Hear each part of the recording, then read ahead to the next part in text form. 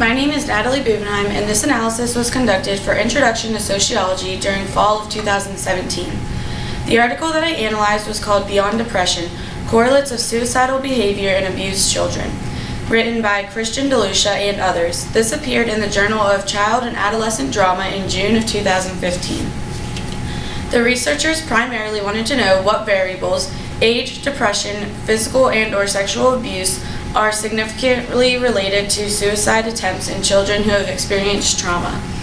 The textbook written by James Henslin defines an independent variable as something that causes a change and a dependent variable as the effect, or what is changed by the independent variable.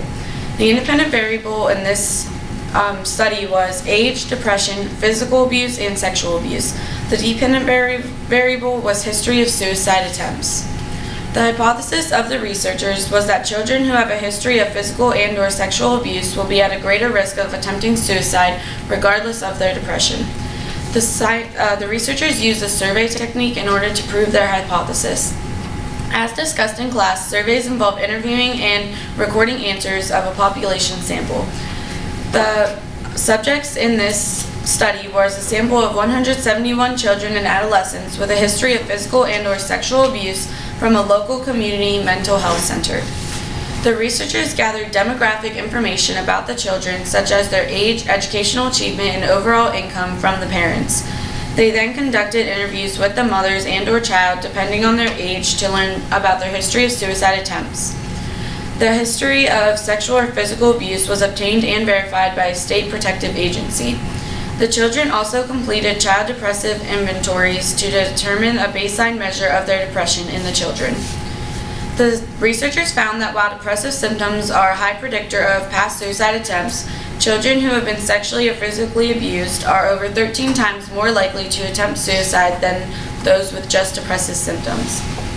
The textbook states that research subjects should generally be informed that they are being studied. The researchers followed this ethical principle because they obtained the subject's approval to participate in the study by having them complete consentive procedures. A sociologist would have found the fact that older children are more likely than younger children to attempt suicide after a traumatic event interesting, since they would wonder if it is because the young children have not yet been taught by society how horrible abuse is or how to kill themselves. A psychologist would have found the same aspect of the study interesting, but for a different reason. They would wonder if it is because the individual's brain matures as they get older and they develop a better understanding of trauma and/or abuse, making them more likely to attempt suicide.